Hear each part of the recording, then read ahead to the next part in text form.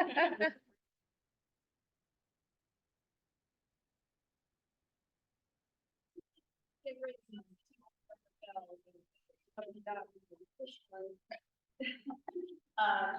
so nice to see everybody on our road trip to Williston-Richmond Library. And I'm glad we have a great turnout this morning. I want to thank Leslie for all the work she did to arrange for us to be here and for putting on a really nice breakfast.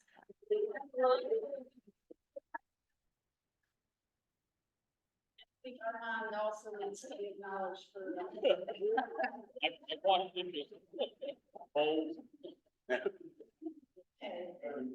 We do have one guest today, who is our guest speaker, and the person who's so kindly not only here today, but hosting us and coming in much earlier than we usually do. So Wendy, of course, who will hear more from momentarily. I think we'll start with a Rotary minute from Elizabeth, who's just returned from a special event. Good morning. So as a lot of you know, I was at the President's training over the weekend. And so Susan asked me to share a little bit about that. There's a lot to share. So I guess the main thing I came away with is that in order for Rotary to survive and progress, we need to be adaptable and open-minded. And I met a lot of people down there who are in clubs that aren't very adaptable or open-minded. And so I came away with just a lot of gratitude for everyone here, that you are adaptable and open-minded and welcoming to all kinds of people. I definitely got the sense that there were a lot of clubs that, as the incoming Rotary International president said, were going by Romeo, which is retired old man eating out. She said it on me, but it stuck with me. And then meeting people who were like, well, you know, we want to get younger people in, but then, so we're at, how's your meeting? Well, we come in and, you know, we say the pledge, and then we say a prayer, and then we sing row, row your boat. And if I walked into a meeting like that, and I'm not even that young, I mean, younger than some of you, but I wouldn't come back, I don't think. And so a lot of the incoming presidents were frustrated that their clubs weren't open-minded enough to shift that. And I just really love that you're all open-minded to give feedback. Like some of them were saying that their members wouldn't even fill out a survey. So thank you for filling out surveys with me. And then like really helping us integrate in the changes that seem appropriate for our membership as it shifts. And the other ideas that I thought were really interesting were to invite more different members who maybe a 7:30 morning doesn't work for them. 7:30 meeting doesn't work for them. Stuff like impact clubs, which I'd never heard of, and satellite clubs and stuff like that. So I met some of the people that organize impact clubs, which are like a satellite of whatever club in the region, or not, it can be their own thing, where they just meet for socials and service rather than having a weekly meeting. And so I came away with lots of ideas that I'm excited to bring to you over the next year and a half-ish and further, but really mostly gratitude for all of you. So thanks for being amazing. And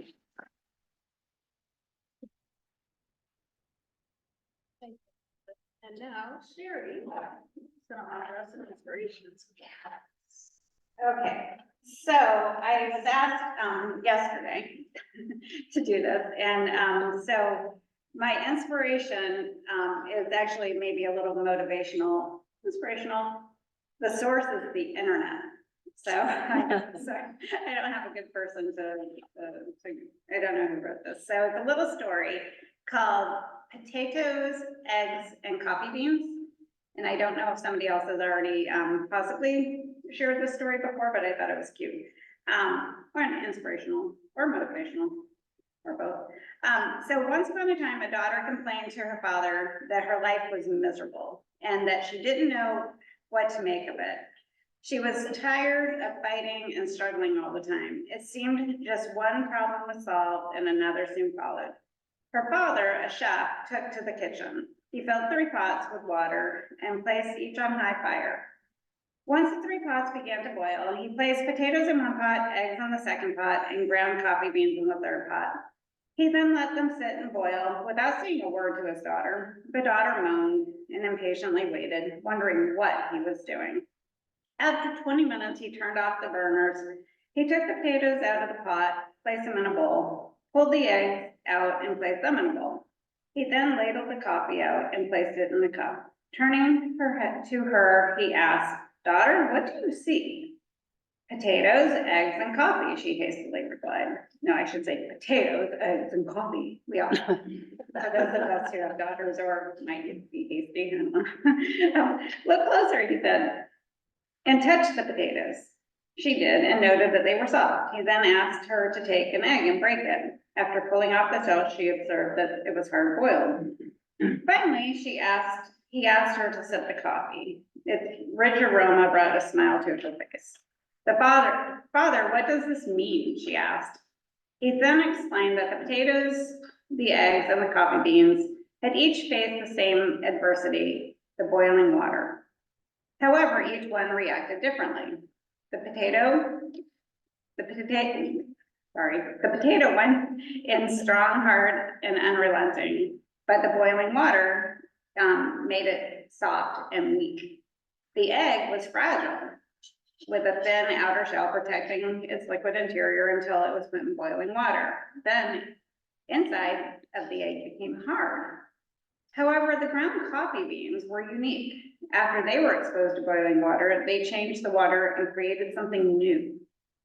"Which are you?" he asked his daughter. "When adversity knocks on your door, how do you respond?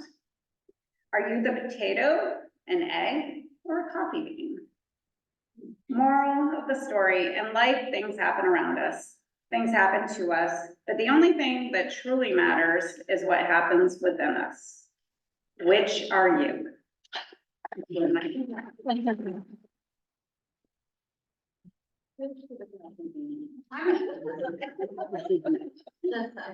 I'm a piece of bacon. Yeah.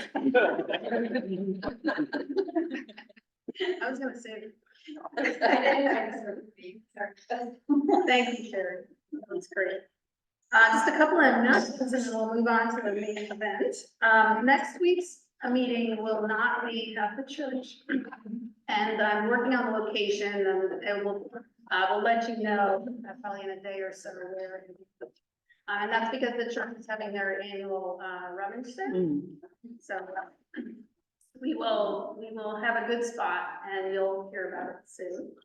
I also want to remind folks that the Charlotte Shelburne Heinsberg Club is doing their annual Pie Day event on the 16th of this Saturday. And it's at the Shelburne Community School, and it's all you can eat pie from 8 to noon, and there'll be live music until 11, and then a dance from 11 to noon. So it sounds like a lot of fun and maybe a good way to support one of our neighboring clubs. On that note, Saturday, yeah, so 2 days from today. On Saturday, also, the South Burlington Club has a curling competition. Yeah, I saw that. So, They've got 2 teams. Or it's not that. And where is that? at Karen's Arena, I hung out with lots of people from different clubs over the weekend, learned a lot. Anyway, go ahead. I've never experienced curling live, so that could be fun too. They have 30 teams that are competing, it said. Wow. I didn't think there'd be 30, but That's great. So I don't know how many of us have kind of joined any of our neighboring clubs activities. I know that's not something I've done regularly, so it might be a fun thing to check out. And then just last reminder that on the 28th, we will be stuffing eggs for our upcoming Easter parade and egg hunt. So that'll be a fun day. There's also a training on the 23rd in Chicago. Yes, so and I'll put the link to the registration for that again in my announcements following this meeting, but on March 23rd in the Shelburne Town offices, there is a Rotary training from 8:30 to 11. And this is a training that's usually much more distant, but this year they decided to break it up into regional trainings so that it's much easier for many of us to get to. So if you're able to take part in that, the trainings are well done and it's a great chance to just connect with Rotarians who aren't part of our club. I don't think you'll ever have an easier one to get to than the one on the 23rd. And there's no cost, but they do appreciate registration, so they have a good sense of how many people are going to come. Do we have any members who are already interested in going? Oh, nice. Excellent. Good, we're gonna have a good representation, that's great. Unfortunately, I have a newspaper conference that weekend, so I cannot attend, but I think you'll have a good experience. All right, well, without further ado, Leslie, I'll turn it over to you to introduce our speaker. Oh, I said he wasn't gonna talk again, didn't I? Sorry. But anyway, welcome to the Richmond Free Library. Thank you all for your part in getting this morning off the ground. I am really happy to introduce Wendy DeForest, who will be our speaker today. Wendy joined the staff at the Richmond Free Library part-time in 2009, while she was also working at the Huntington Public Library. She took on the role of youth director in 2017 and now manages every aspect of the busy youth library, including the collection, the programming, and the space. Before working in libraries, Wendy worked as a counselor at St. Lawrence University and as a field manager for the American Diabetes Association. Wendy currently lives in Huntington with her husband, Tom, but they will become Richmond residents this fall when the house they're building by the Round Church is finished. I think I need a field trip. Let's see that. So please, without further ado, Wendy DeForest. May I say thank you for showing up so incredibly early. My pleasure. Appreciate it. Thank you. So this is a really different audience than the audience I'm used to standing in front of in this room. As the youth librarian several times a week, this room fills up with kids, and I do my best to keep the attention of crawling babies and active toddlers. We do story time in this room and baby lap time. Lego club. I do a play event for not just Richmond, but actually surrounding communities. So I love nothing more than filling this space up with kids and books and toys and noise. And I have all kinds of tricks for keeping the attention of that audience. I'm not sure I'm as equipped with a group like this. Is it true you sing row, row, row your boat? We have sung it many times, yes. Because I mean, I perch right up at that. That's familiar ground for me. All the better clubs sing, this one doesn't. Doesn't. Okay, well, It if used to. I sense your attention starting to slip, you might just find yourself up on your feet singing an action song about elevators or dinosaurs or something like that. So thank you so much for bringing your club meeting and breakfast on the road and joining me here at the Richmond Free Library.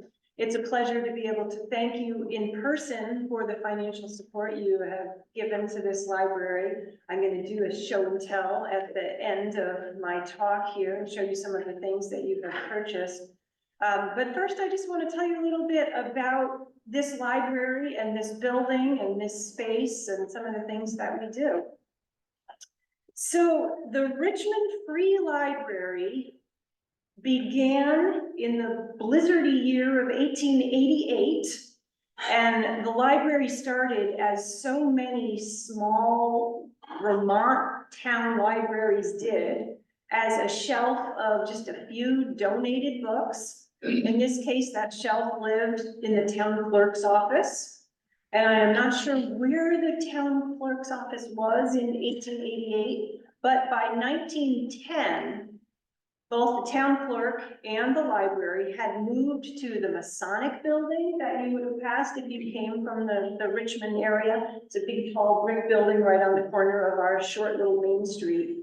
So the town clerk and the library had moved to the basement level of that building.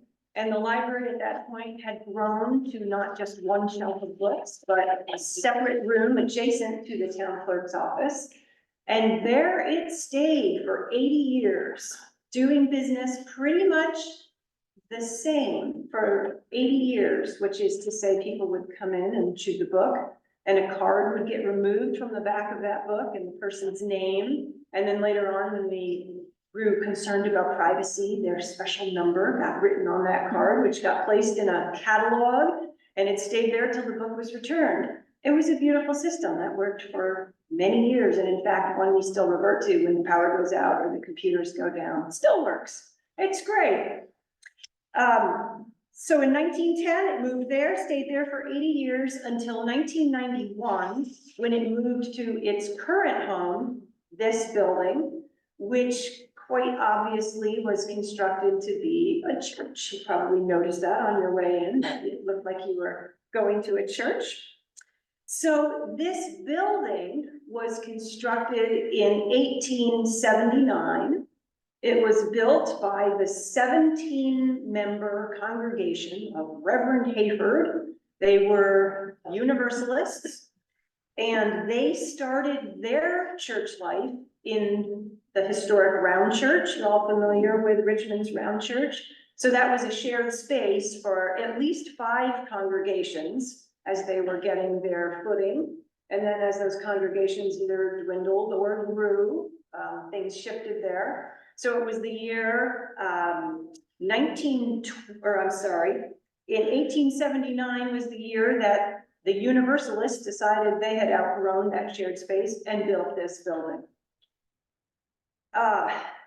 I guess it was about 40 years that they lived happily in this building, because we know in 1920, they decided to get in the same boat with the Congregationalists across the street here, the church that's right that way, and they formed a federated church.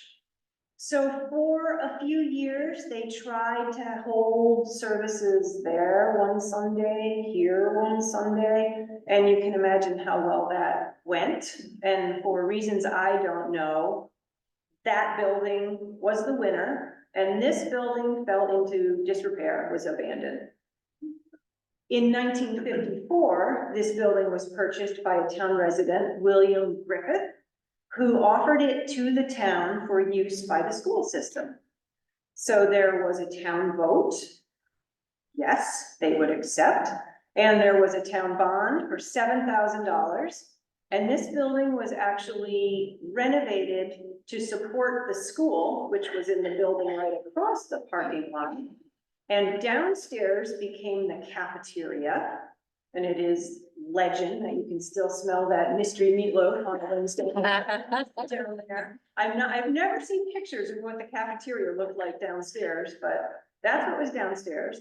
And this space, the former sanctuary, became the gymnasium, which probably explains why that is the only remaining stained glass window. So that's an original stained glass window from the Universalist time. The rest of them obviously have been replaced with clear glass. So the kids happily dribbled their basketballs and kicked their kickballs in this space until 1988, when the high school was built in Jericho and the school system abandoned this building. And once again, it began to fall into some disrepair. So there was another town vote, another town bond, and it was decided that this building would be renovated for use as the library. The ground floor opened in 1991, and everything was down there, the adult collection, the youth collection, everything that we do, and upstairs was still a mess. But by 2003, we had renovated, we had added some space, and both this floor, and there is a lovely third floor up there too, completely opened by 2003 as home for the Richmond Free Library. So that's a little bit of history of the library and of the building. 136 years later, we are still going strong as a library and as a building, although it is tricky to run a library in an old building. I'm not the library director, and I am glad I'm not, because so much of her job is the building, is the roof, is the windows, is the HVAC, I mean, all kinds of stuff. So I'm glad that I get to play with the kids and she manages the building. So 136 years later, there have been a lot of changes, but a lot has stayed the same. We still have books, people still like to read them. We have grown from a single shelf of books to 25,000 physical items in our collection. We could have many more, but it was decided in 1991, and I think that we agree with that decision every day, that this room should be preserved as open space. Sometimes we eye this space and think, oh, what if we just brought the wall out a little bit? Because we're always looking for more shelving real estate as we add types of items to the collection. But this room is very important to the community, to the library. You notice the grand piano in here, there are recitals in here, there are lectures in here, many town groups, many groups from out of town use this space, most particularly music teachers in Chittenden County, because of the grand piano that we do take pains to keep tuned and keep in great shape. So the word is out that this is the place to have your piano recital. And it's nice for us to hear the music in the building. So we've grown from a single shelf of items to 25,000 physical items in this library. There are actually many, many more items, though, that card holders have access to, because this library is part of the home card system. Are any of you members of either this library or the Williston Library? Mm-hmm. So you're familiar with the home card system, which means with your library card, you can use. There are 29 libraries actually in northwestern Virginia that if you show up with your library card, you have access to that collection as well.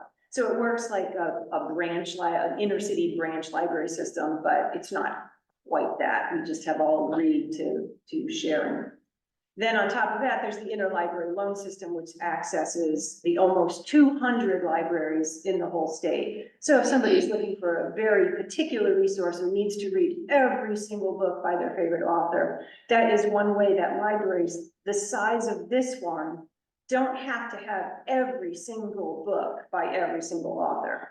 Because libraries, it's amazing how it sort of evens out. And some libraries collect every book by Stephen King, and other libraries have other authors that they follow. So we're pleased to be able to offer so many resources to people. One big change, of course, is technology. And that affects not only how we conduct business, but what we offer people. Our physical building is open 42 hours a week, but the library is really open 24 hours a day, 7 days a week.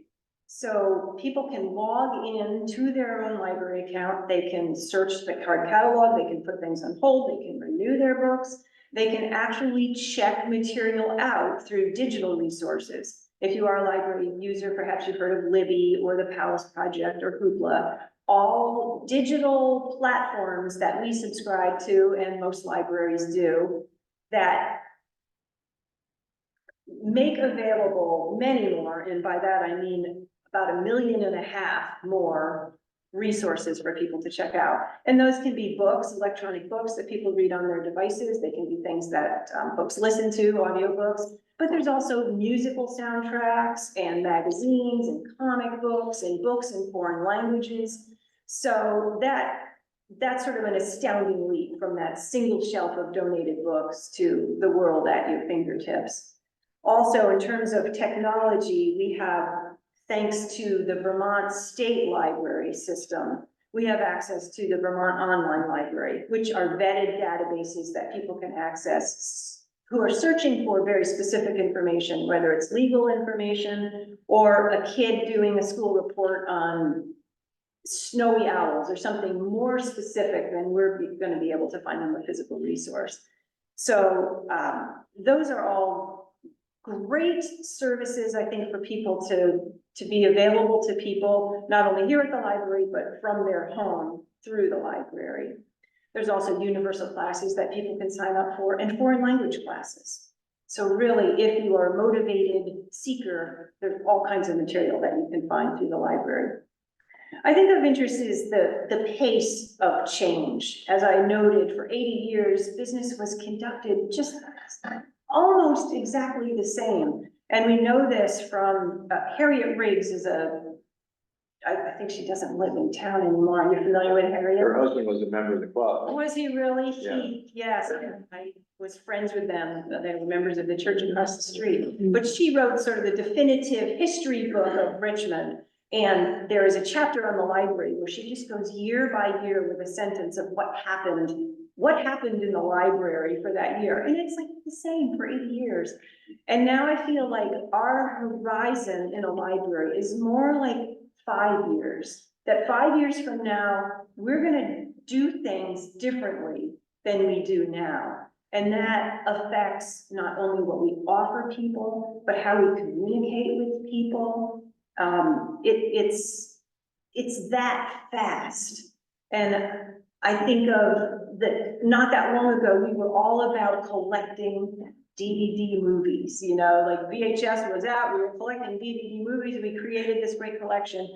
And now it's time to shrink that, you know, just in the span of a decade, as opposed to a century. So the pace is picking up, that is for sure.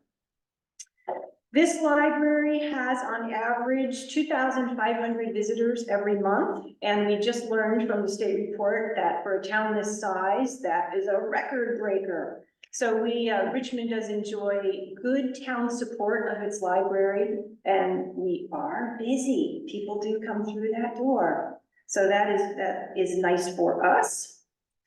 Besides loaning out physical books, another thing that has been happening at the library for a long time is programming. And we, I think, are in a especially good position for that because of this room. A lot of libraries have to work their programming around the stacks. As Leslie mentioned, I worked at the Huntington Public Library. And that library is also in an old church building, and they've gone a very different direction. They use the sanctuary for the stacks. It's for where the books all are. And everything is on rolling shelves. Everything that isn't around the perimeter rolls and can be pushed out of place. So you would be sitting here with the books all around you. So it works for them, but it's a cumbersome process. For us, we always have this room available. And I, especially because I work on this floor, just so enjoy seeing how this room gets set up differently for different kinds of events. And I keep my kid rugs rolled up under these couches, but on a Monday or a Wednesday or a Friday morning, those rugs come out and that's where we hide the toys. We're so clever. There's all these little places, and you wouldn't believe what we have hidden in all of these places that transform this room into just exactly what is needed for Lego Club, which happened on Tuesday, and we brought 20 kids in here and Legos everywhere. And so it is great to have the space to do that. I was surprised to learn from Harriet's book that in 1966, there was already a robust summer reading club, which is something that takes a lot of my time to plan. I'm working on it right now for the summer of 2024. But in 1966, there was already a robust summer reading club. 70 kids signed up for it, which was more kids than I had sign up in 2020, which admittedly was a rough year. That was the first summer that we were navigating the pandemic.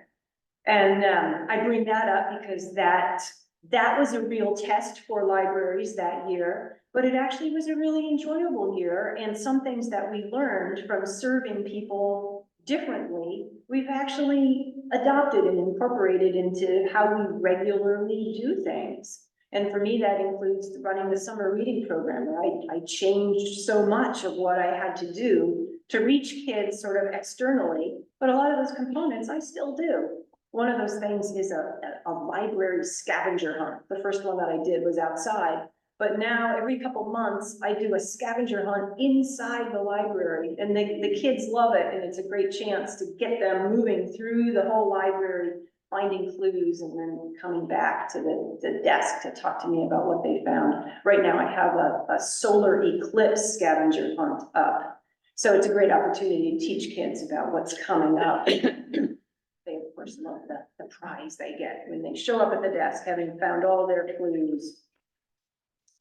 Not just kid programming happens in this room, but also book clubs and cookbook clubs. And I mentioned the recitals. We have a baby brunch that welcomes new babies to town every year. And we dedicate a book to each baby. I think the Williston Library does that too. But there's a plaque. So many of our picture books have plaques in the front that welcome a new baby. So that's a nice thing that we do.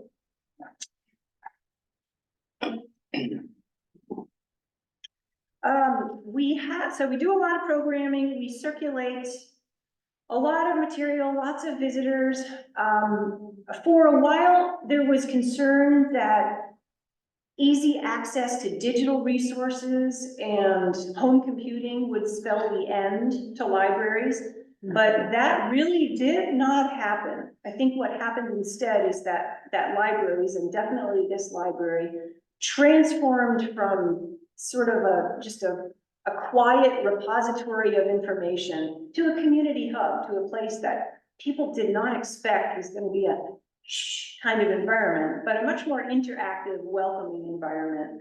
And again, addressing the pace of change for us, like 10 years ago, we were all about creating the tech room and 3 computers and printers and a fax machine, and really setting up for the community to have a place to come do their work. And 10 years later, we are phasing it out. It is not used. People don't need it in the same way. People still need to print, but they come in with their phone and they need to print their boarding pass or whatever.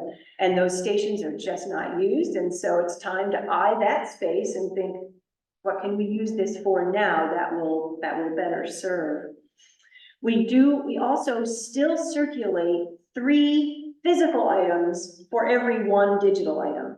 So as much as that is the advent of these digital items is great advantage to library users, they still 3 to 1 prefer a physical item. I keep calling what we offer physical items instead of books, because that's really also a big change. It is not just books. And that's what I want to talk to you next about, because that's some of these items you have supported for me in the youth library. So many decisions have to be made about what is good in the pipeline now that is being sold as the next great thing. What do we decide? What route do we decide to go for enhancing the collection? And what is a phase or what's not going to work? But here are some examples of things that we have. What we now call this is the library of things. That's a very common term now in libraries. In a lot of libraries, you'll actually see a sign and you'll see many of these physical items that can be checked out, from rakes and shovels to seeds to snowshoes. We have this library, we've got blood pressure monitors and puzzles, and we have outdoor backyard games. We're kind of a small library short on space. So how we deal with this is cards that go in a rack so people can see what is in. This is an example of a story time bag. So we can't put all of the story time bags and all of these items out where people can see them. So these go in racks, people can peruse what is currently available, bring the card to the desk, and then we use our basement, we use the wall and the stairwell, we use, as I said, there's a lot of closets in this space. We use them all for tucking stuff away. So this is storytime bags. Here's the silly books, here's the magical creatures, and this is what a storytime bag actually looks like. It's a bag of 5 picture books and a little binder that I put together of songs that sort of pertain to the theme. So somebody brings me this card and I go fetch the bag for them and then check it out that way. One thing that you have supported as the Rotary Club are playaways. Anybody familiar with a playaway?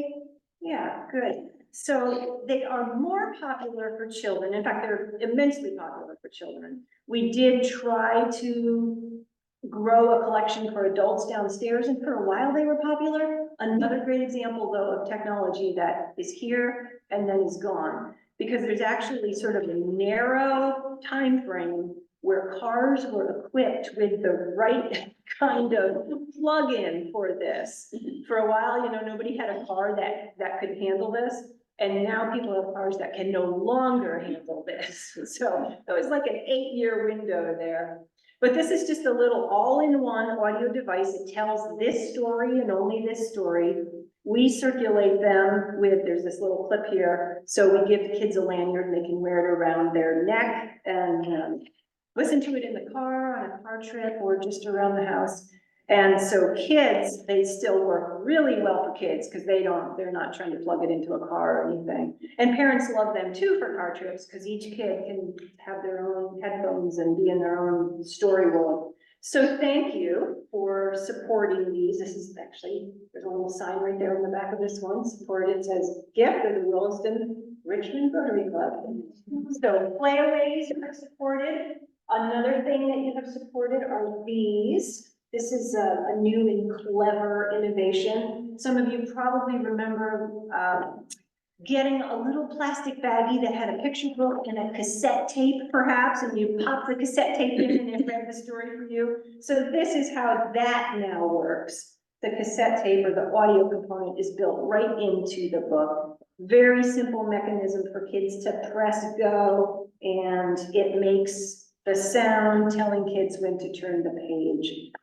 One innovation that I'm not terribly fond of, if you do remember the cassette tape and the picture book, you know that to turn the page, it would just go, and there was no doubt about it, it was time to turn the page. Well, Vox Books gets creative, and the narrator, and each story makes a different sound indicating when to turn the page. And I always listen to them when they come in to see if I like the narration, if I think it's a good one. And some of the sounds are very confusing, you know, it's a dog bark or I don't know, it confuses me. So an innovation that perhaps is not that great. Another thing that we circulate now are launch pads, and this is a device that keeps kids busy. It's a literacy device or an early learning device that only contains these apps on it. So it's a way for a parent to allow their child to have some screen time, but to know that they're not accessing the internet and that everything on there is vetted to have some educational value. This is what it looks like. And it is an early learning device that contributes to a kid's understanding of how to slide and slice and do all the things with a finger that we now need to know how to do in this. And they're actually fun and pretty good, easy to use. So we have those.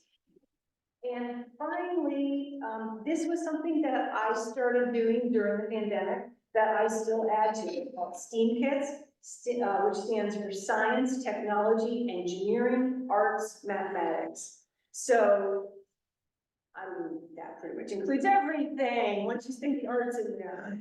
So I have Understanding the Universe STEAM Kit and Storytelling and Charades STEAM Kit. Actually have 17 of these STEAM kits now on different subjects.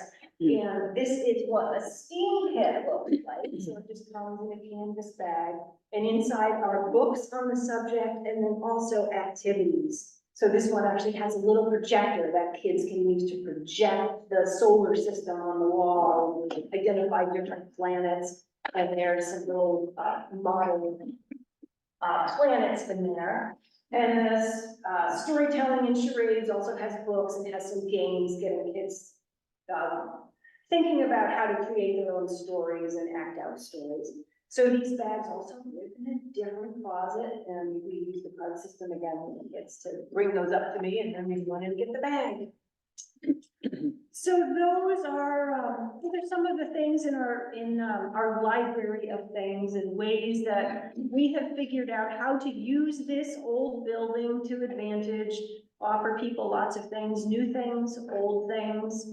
I think this library is a great example of bringing together the old and the new. And even our staff sort of exemplifies that. We are a staff of 7 with supporting volunteer staff of 5 more people that help us at the desk.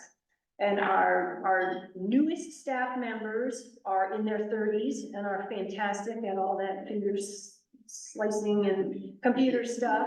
And our oldest staff member actually has been serving the Richmond Free Library for longer than the phone company has been serving the library.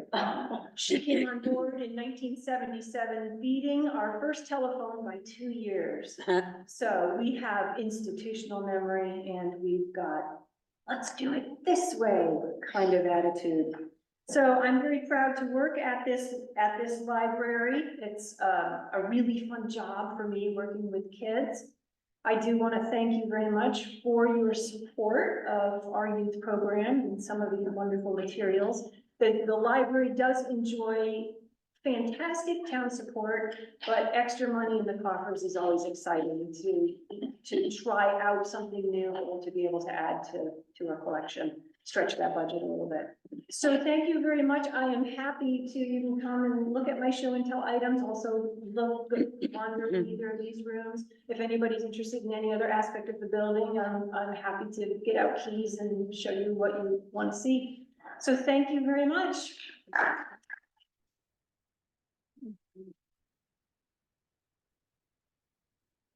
Does anyone have any questions for Wendy? Oh, yes, let's do that. I'm going through my books now, and I have tons of books that I no longer use, but they're in perfect shape, cookbooks, gardening books, whatever. And I usually donate them to our library because we have that big 4th of July thing. Yep. But it's also occurred to me that there might be some smaller libraries that would really like to have those actual books here.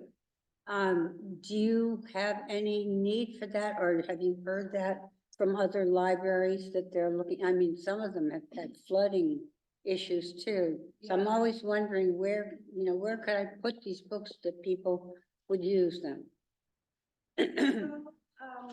Different libraries hold book sales at different times, and that's when a library is really equipped to looking at donations and making decisions about, oh, we could actually pull this one and use it in the collection. These will go into the book sale. For us, our book sale is the first weekend of December. So we don't accept donations until a few weeks before that, because of space. Mhm. We actually did, and there are 4 rooms off of the public lounge that's on the 3rd floor, and one of them we used for book storage, and I would have said, yeah, bring them in, we'll look at them, and we'll store what we don't pull into the collection. But we have decided that we really need that room for people to work in. Those 4 rooms are just open to kids after school and to adults that need a quiet place to work during the day. Other libraries have book sales at different times of year and different policies about the time that they will accept donations. But it's difficult for a library to just say, yes, we accept donations, because it becomes a big job, actually, to always be taking books in and figuring out what to do with them. Also, people don't like to be told, we can't use these. So it's nice to have a certain time frame to do that. And it is nice that libraries in this area have their book sales at different times, so it's give you options when to take. Thanks for thinking of libraries, though. Yes. Thank you, Wendy. It's really exciting to hear the vitality of this building. And we invite you and anybody else in Richmond to join us at our regular Rotary meetings. The question I have on the regional libraries, and I've used South Burlington and Essex. I don't know how many I can use. I think it'd be easier to say which ones we can't use, and is it mainly just Burlington, this area right here? It is. That is it. Yeah. The Fletcher Free Library does not participate in the home card system because everybody would use them.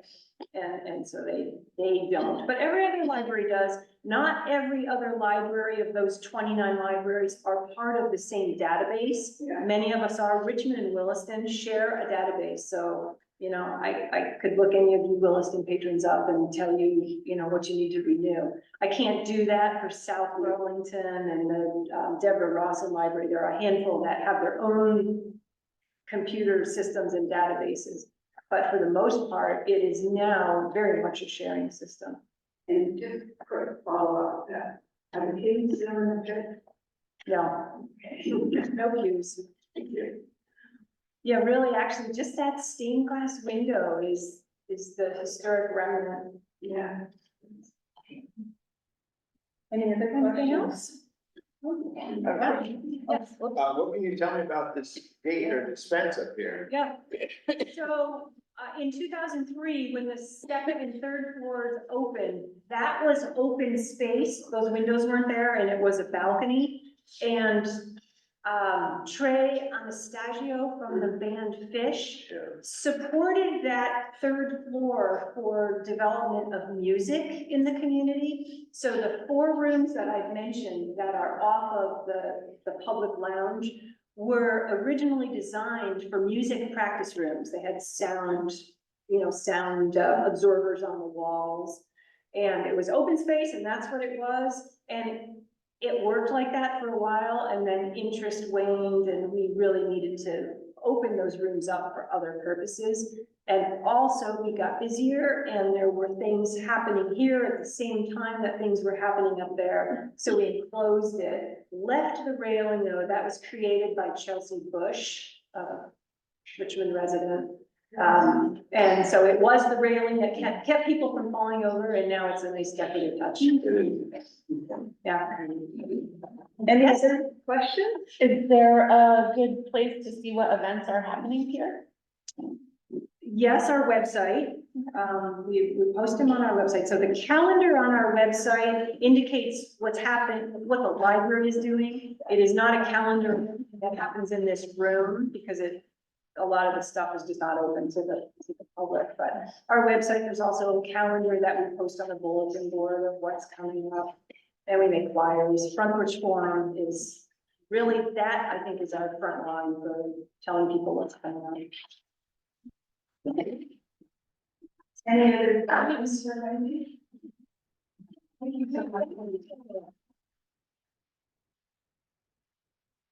I'm probably echoing something that several people in this room would say, but I've had the pleasure of being in several different times, in several different capacities, and it's always so welcoming and so much chit chat and community and laughter for the kids, and it's just a lovely, lovely.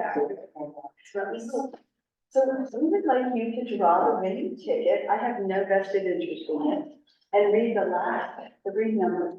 All right, 7, 1, 2, that was me.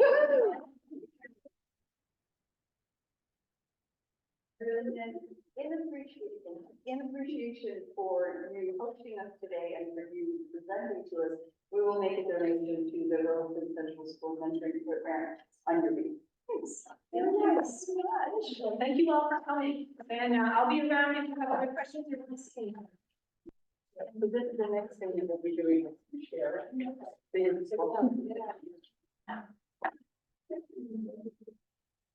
Quick announcement and then Sally, we can like. So if you weren't here last week, the sign up sheet for the Easter parade and egg hunt went around.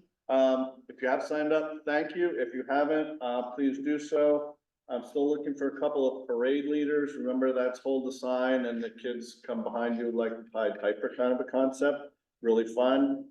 Still need people at the outset where we scatter all around the school, front, back, sides, and distribute the eggs. So that's needs more people and some more baskets, please. These are the prizes to the eggs, and that's down near the bottom. So I'll send this around. Please sign up. I'm not gonna be at the meeting next week. You're welcome to have a basket. Somebody might have to collect them, but otherwise, in 2 weeks, we're doing the egg stuffing. That's when I'd like to have everybody bring the baskets so we don't show up on Saturday morning and somebody's sick and I'm missing a few baskets. So if you sign up for a basket, please bring it to meetings. And then again, that will be the egg stuffing. I'll remind you, but thank you. Baskets do you need? I'm looking for a total of 20. 20, and are they from a traditional Easter basket. Yeah, I mean, that's all. so, yeah, some people make them. On the other hand, you can buy something at Yeah. Walgreens or what, you know, whatever The kind of. traditional sizes.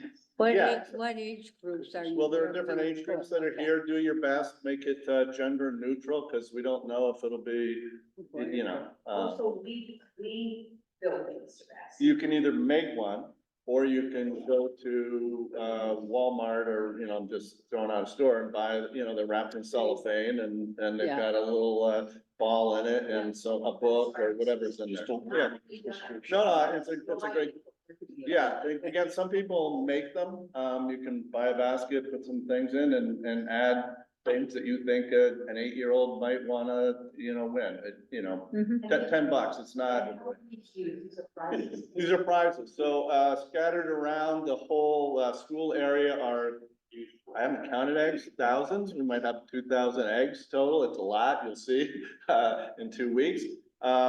But then there are 20 eggs with Rotary stickers on them, so the kids find them and they come to the gazebo and they win a prize and they're all very happy and it's kind of fun.